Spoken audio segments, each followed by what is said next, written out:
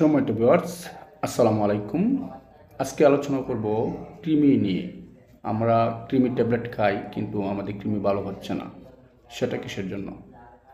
একটি বিষয় এখানে লক্ষ্য করবেন, যাদেরকে কৃমি আক্রমণ করে তার মাঝে আমাদের কিছু কৃমি আছে উপকারী, কিছু অপকারী।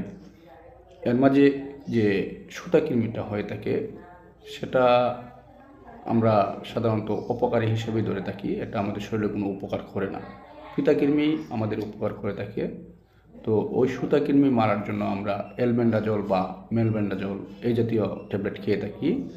আমাদের 3 মাস পর পর অনেকের কৃমি এরকম একটা প্রকোপ ধারণ করে যে কৃমি তার ভালোই হচ্ছে না, ওষুধ খাচ্ছে ভালোই হচ্ছে না, একটার পর একটা ট্যাবলেট খাচ্ছে, তারপরেও ভালো হচ্ছে না। প্রশ্ন হচ্ছে, কেন ভালো হচ্ছে না? আমরা বেশিরভাগ লোক যখন কৃমিতে আক্রান্ত হই, তখন ওই যে সুতা কৃমিটা আছে, সেই কৃমিটা আমাদের মলদ্বারে এসে চুলকায় এবং কিছু কৃমি মলদ্বার দিয়ে বাহির হয়ে আসে। তখন হয়তো আমরা কাপড়ের উপর দিয়ে হোক বা হাত দিয়ে হোক, যেভাবেই হোক না কেন, ওই কৃমিটাকে মারার চেষ্টা করি এবং লোকালয়ে যখন থাকি তখন আমরা কাপড়ের উপর দিয়ে ওইটাকে চেপটিয়ে ফেলি। তো ওই যে কৃমির ডিমটা, ওইটা আবার আমাদের ওই মলদ্বারের পাশে মাংস ভেদ করে সে অন্ননালীতে আসে, এসে আবার সে সক্রিয়ভাবে বংশবিস্তার করতে পারে, তার এতটুকু পাওয়ার। তো দেখা গেছে আপনি কৃমির ট্যাবলেট খাইলেন, ওই দিক দিয়ে কৃমি আপনার কিছু বাইর হইলো, কিন্তু ওই যে কৃমি আপনি চেপটিয়ে ফেলেছেন, ওইখানে যে আপনার ডিমগুলো, সেগুলোকে তো আপনি ওই ট্যাবলেট দিয়ে মারতে পারলেন না। যে কারণে ওরা একটা নির্দিষ্ট সময় পর অন্ননালীতে যাবে, যাওয়ার পর আবার সে বংশবৃদ্ধি করবে এবং কৃমি আবার প্রাদুর্ভাব দেখা দেবে।